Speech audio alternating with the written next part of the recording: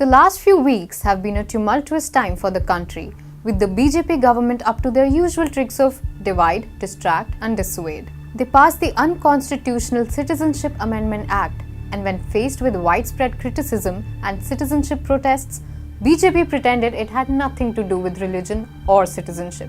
They announced the National Register of Citizens and then immediately backtracked and acted like they've never even uttered the letters NRC. NRC की प्रक्रिया देश भर में होगी.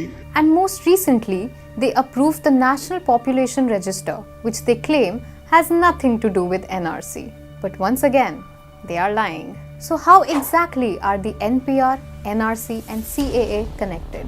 It all started with the Atal Bihari Vajpayee government in 2003 when the parliament voted in favor of amending the Citizenship Act of 1955.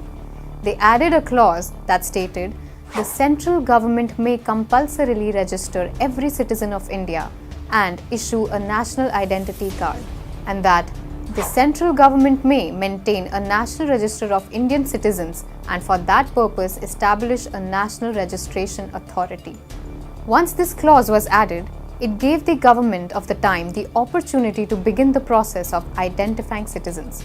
Fortunately, they were voted out of the power in 2004 and the new UPA government stopped this NRC and instead focused on the National Population Register.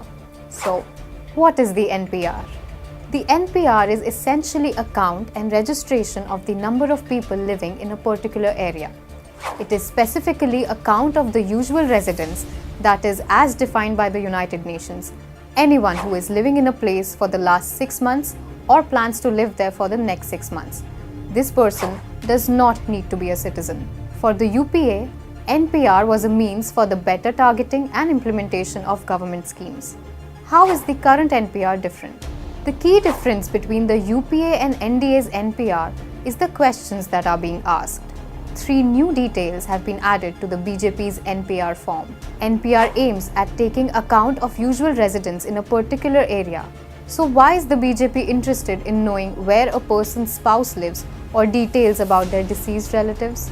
At no point in the definition of usual residence does it say that one needs to ascertain their parents' place of birth. So instead of helping plan government schemes, Modi government's NPR is aimed at identifying citizens and creating the foundation for NRC. Third, the last question is a clear infringement on privacy rights. The questions state that if available, one should provide Aadhaar number, phone number, driver's license or voter ID. The main focus here is if available. This implies that if you don't provide these numbers, you do not have these IDs and as a result, it is no longer voluntary. With details like these being sought, it is clear that the new NPR is just the first step to NRC. So once the government uses the NPR data for NRC, they will have a ready list of people without these identifications. And this should not come as a surprise either, for BJP has mentioned this connection a number of times in the parliament, in interviews, and even in the Home Ministry annual report. And how does this all connect to CAA? As Amit Shah would say, chronology को समझिए. आप chronology समझ लीजिए. पहले CA भी आने जा रहा है. CA भी आने के बाद NRC आएगा और NRC सिर्फ बंगाल के लिए नहीं आएगा, पूरे देश के लिए आएगा. CAA allows the government to hand out citizenship on the basis of religion, which stands in direct contradiction to the Indian Constitution. Then comes NPR, which helps the government gather data, including ID papers, about all the residents of India. And then finally, it's the NRC, which uses NPR data to make a final list of Indian citizens and filter out certain groups, which are then sent to detention camps, which the BJP claims do not exist. But just like the other statements, this too is a lie. India's first detention center, which will house lakhs of people who will be declared stateless after various appeals.